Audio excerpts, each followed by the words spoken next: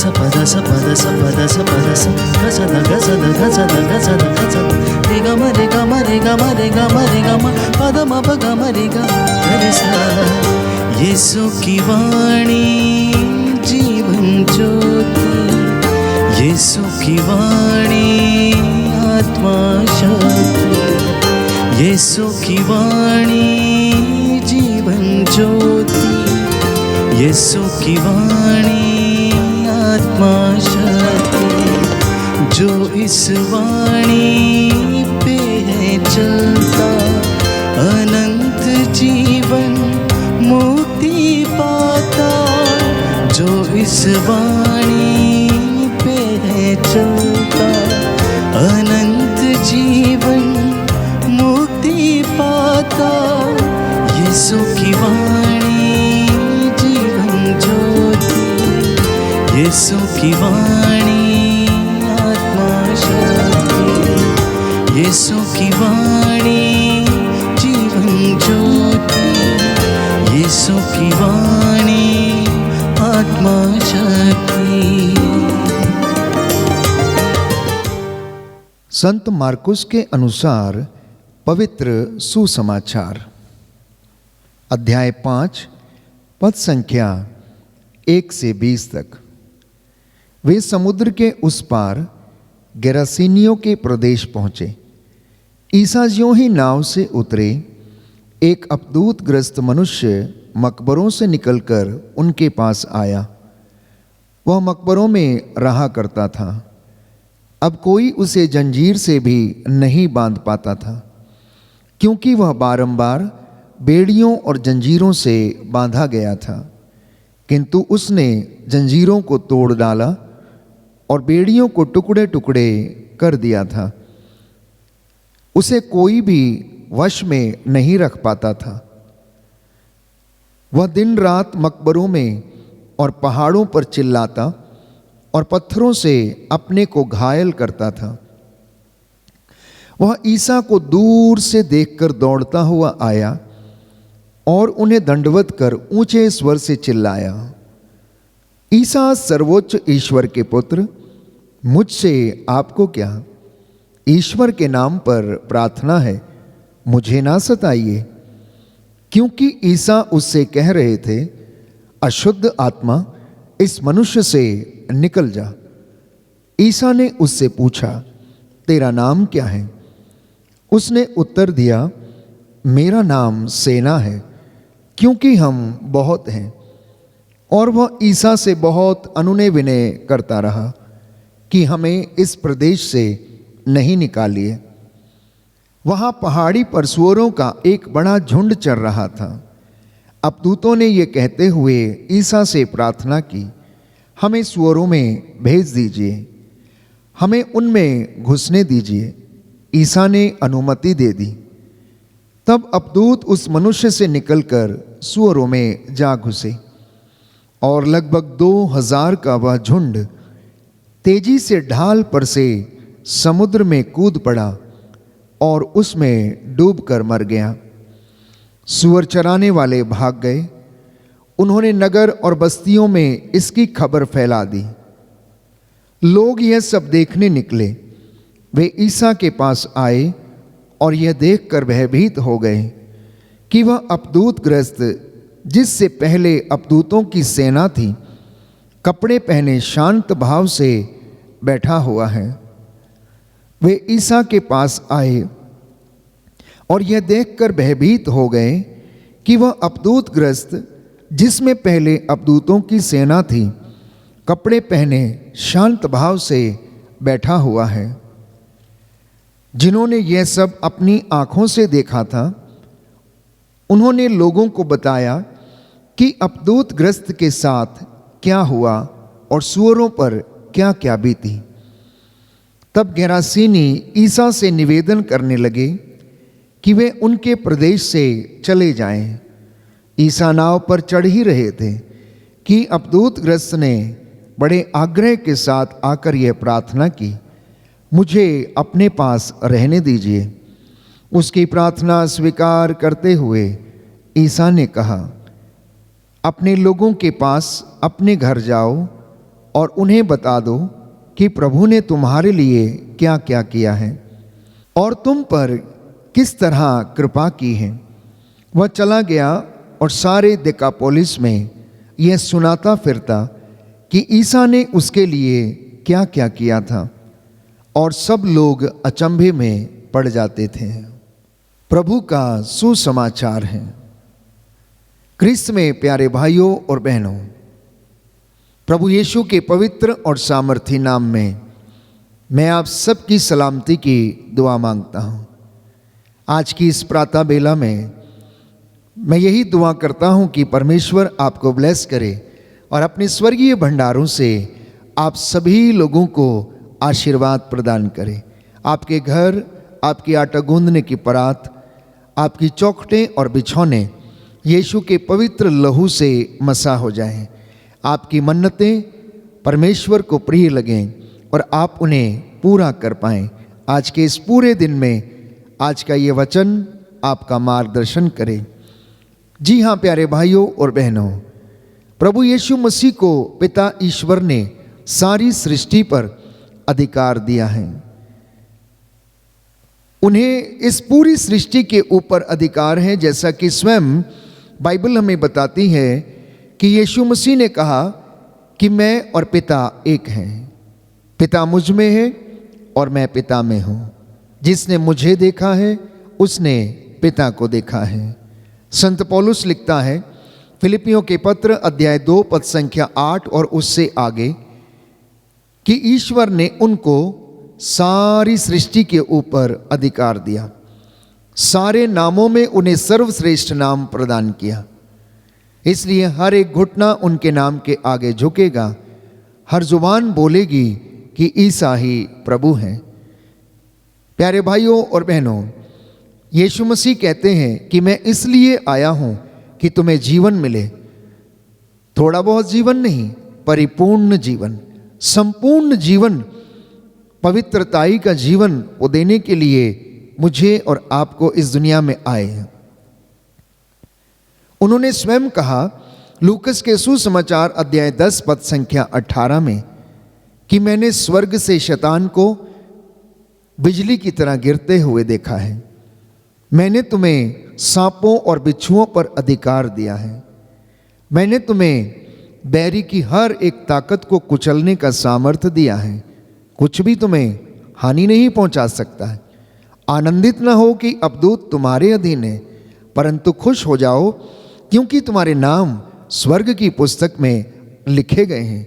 इसलिए मेरे और आपके लिए आनंद का विषय ये है कि हमारे नाम परमेश्वर का वचन कहता है कि जीवन ग्रंथ में लिखे गए हैं, क्योंकि परमेश्वर ने अपनी प्रिय संतान को चुना और हमें अपनी हजूरी में बैठने का और आने का उन्होंने ये अवसर दिया है। गणना ग्रंथ में हम पढ़ते हैं अध्याय 23 पद संख्या 23 में कि याकूब के विरुद्ध अभिचार व्यर्थ है, इज़राइल के विरुद्ध कोई भी तंत्र मंत्र नहीं चलता है। आप लोग जो मसीह में विश्वास करने वाले हैं, आप लोग जो उसके अनुयायी हैं, जो उसके पीछे चलते हैं, उसके वचन को आत्मसात करने की कोशिश करते हैं, मैं आपको बता देना चाहता हूं कि बाइबल इस बात को स्पष्ट करती है कि इज़राइल के विरुद्ध कोई तंत्र मंत्र, जादू टोना प्रियजनों नहीं चलता है, क्योंकि परमेश्वर ने हमें इन तमाम दुरात्मा शक्तियों को कुचलने का अधिकार दिया है, बशर्ते कि मैं और आप अपने सामर्थ्य में, अपनी अनॉइंटिंग में, अपने अभिषेक में बने रहें और परमेश्वर से हम कृपा मांगते रहें। इतना ही नहीं प्यारे भाइयों और बहनों, यशायाह नबी लिखता है अध्याय 37 पद संख्या 34 में कि वह जिस रास्ते से आया है उसी रास्ते से जाएगा और वह इस नगर में प्रवेश नहीं करेगा। बाइबल कहती है यह प्रभु की वाणी है। याद कीजिए मत्ती का सुसमाचार अध्याय 4 पद संख्या 10 कि जब शैतान ईसा की परीक्षा लेने के लिए आया और उन्होंने उससे कहा कि तू मेरे पैरों पर गिर और मेरी आराधना कर और ये मैं सारा राजपाट, ये सारी सृष्टि तुझे दे दूंगा। और यीशु ने उसे जवाब दिया, हट जा शैतान, लिखा है कि अपने प्रभु ईश्वर की आराधना करो और केवल उसी की सेवा करो, क्योंकि वह पवित्र है, उसका नाम पवित्र है। वो प्यारे भाइयों और बहनों हमेशा हमेशा के लिए राज्य करने वाला परमेश्वर है। इसलिए सैकड़ों की संख्या में जब अपदूतग्रस्तों को यीशु के पास लाया जाता था, गूंगे, बहरे और अनेक प्रकार के लकवाग्रस्त रोगी, प्रभु उनको चंगा करते थे। वो रोगियों पर हाथ रखते थे और उन्हें चंगाई प्रदान करते थे, क्योंकि यीशु के हाथ पवित्र थे। यीशु मसीह प्यारे भाइयों और बहनों पिता से उत्पन्न था। उसके कह देने मात्र से, सोच लेने मात्र से सब कुछ हो जाता था। स्वर्गदूत प्यारे भाइयों और बहनों उसका चेहरा देखने के लिए तरसते थे।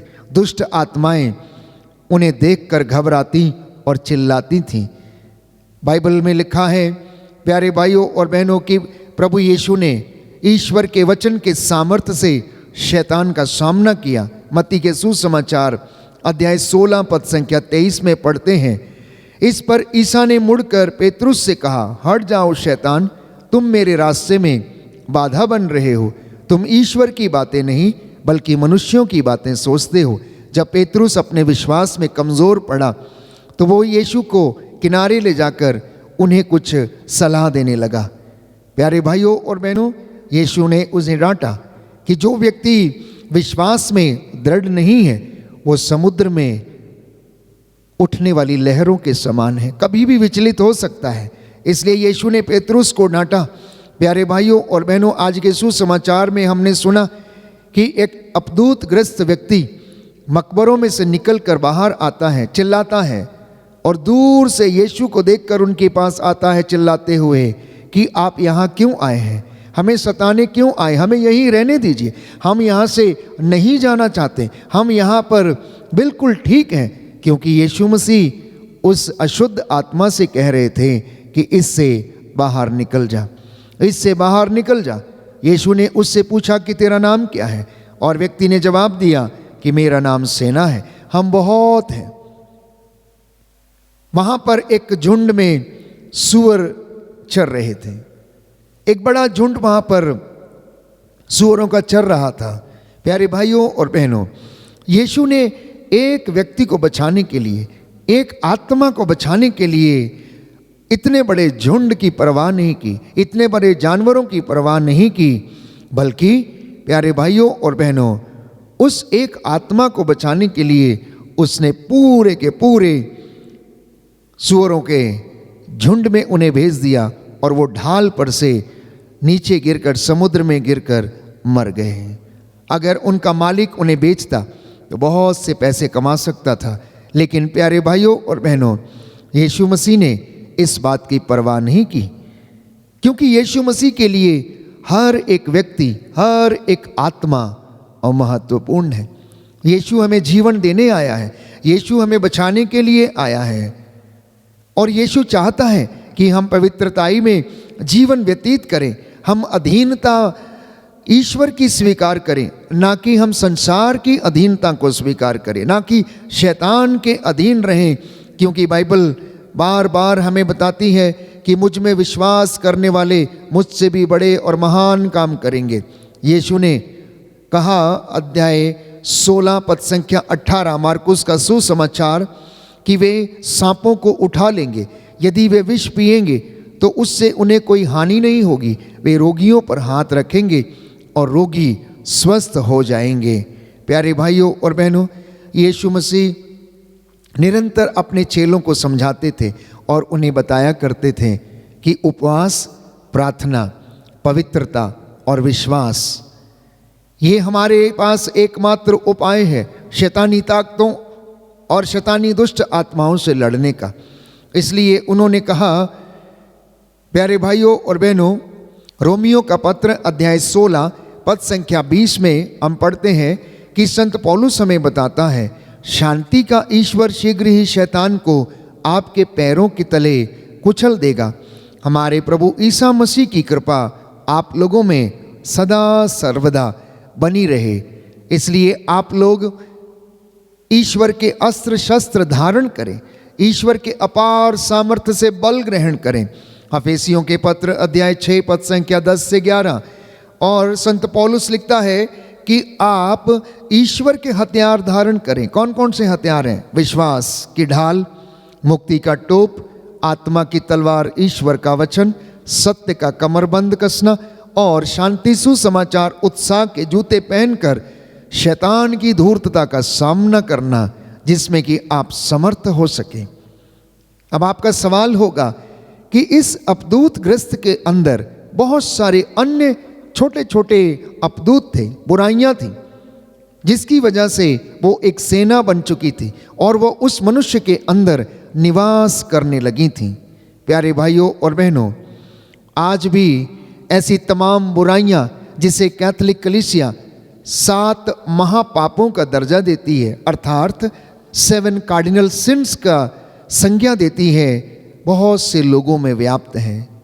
और ये 7 कार्डिनल सिंस या फिर 7 तरीके की दुष्ट आत्माएं, जिन्हें हम कह सकते हैं क्रोध, ईर्ष्या, घमंड, लालच, पेटूपन, शारीरिक वासना और अहंकार, अगर ये किसी व्यक्ति के अंदर हैं तो प्यारे भाइयों और बहनों, उस व्यक्ति का सर्वनाश संभव है। वो कभी उन्नति नहीं कर सकता, वो अपने आप को घायल करेगा, ठीक वैसे जैसे कि अपदूतग्रस्त अपने आप को पत्थरों से घायल करता है।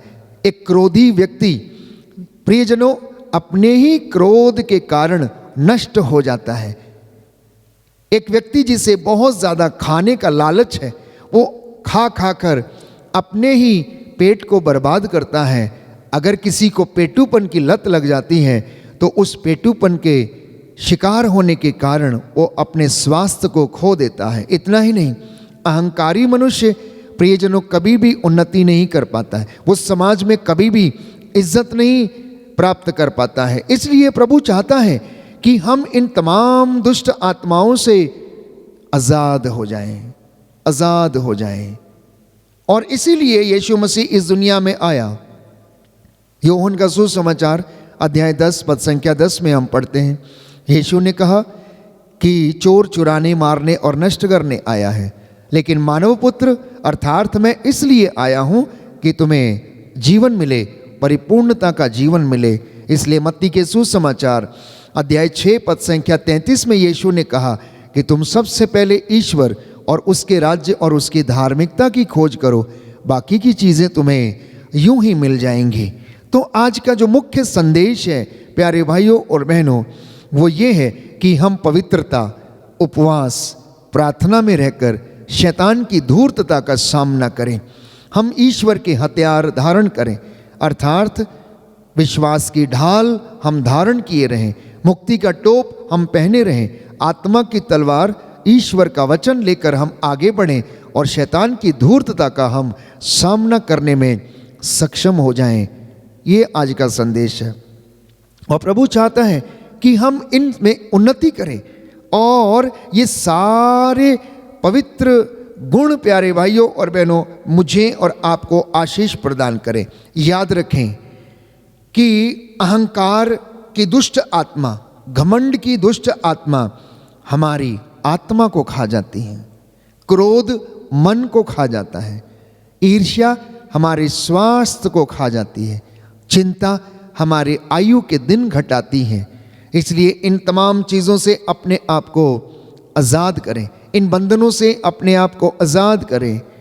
आज हो सकता है कि अपदूत प्यारे भाइयों और बहनों जिस तरीके से गेरासा के मनुष्य के अंदर थे वैसे हमारे अंदर नहीं है, लेकिन प्यारे भाइयों और बहनों अगर हमारे जीवन में ईर्ष्या है, अहंकार है, लालच है, पेटूपन है, शारीरिक वासना है और अनेक प्रकार की अश्लील बातें और बुराइयां यदि शरीर में निवास करती हैं तो ये किसी अपदूतों की सेना से कम नहीं है।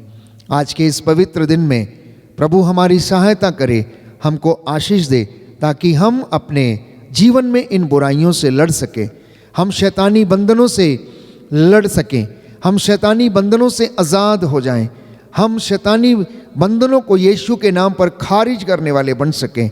उपवास, प्रार्थना, पवित्रता, साधना के माध्यम से हम अपने आप को और अपने विश्वास को हम दृढ़ कर सकें।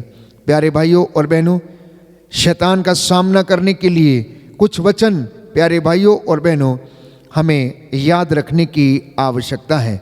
और सबसे पहला वचन ये है, मार्कुस का सुसमाचार अध्याय 16 पद संख्या 18 में बाइबल में बताती, यीशु ने कहा कि वे जो मुझ पर विश्वास करेंगे अपने हाथों में सांपों को उठा लेंगे, विष पिएंगे, उन्हें कोई हानि नहीं होगी। लूकस के सुसमाचार अध्याय 10 पद संख्या 18 में यीशु ने कहा कि मैंने आसमान से शैतान को बिजली की तरह गिरते हुए देखा है। मैंने तुम्हें सांपों और बिच्छुओं पर, दुरात्मा शक्ति पर, बैरी की हर एक ताकत को कुचलने का सामर्थ्य दिया है। कुछ भी तुम्हें हानि नहीं पहुंचा सकता है। प्यारे भाइयों और बहनों, ये वचन हमें हौसला देते हैं। ये वचन हमें शैतानी दुरात्मा शक्तियों से लड़ने का सामर्थ्य देते हैं, बशर्ते कि हम पवित्रता में, उपवास में, प्रार्थना में और मन, आत्मा और हृदय की शुद्धता और पवित्रता में बने रहें। प्रयास करें, आज पूरे दिन भर में प्रभु से वादा करें कि हे प्रभु, आज हम पवित्रताई का जीवन जिएंगे।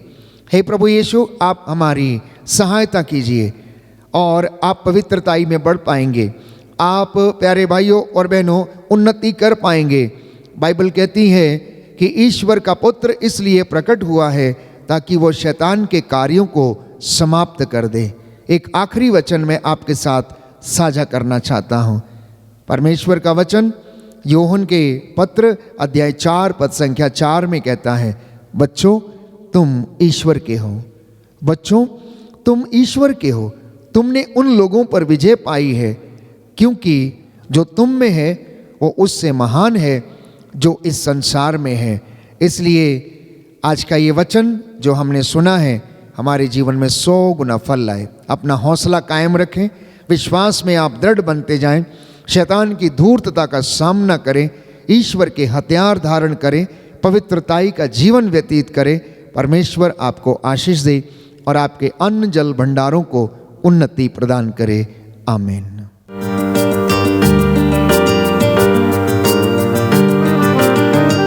यीशु की वाणी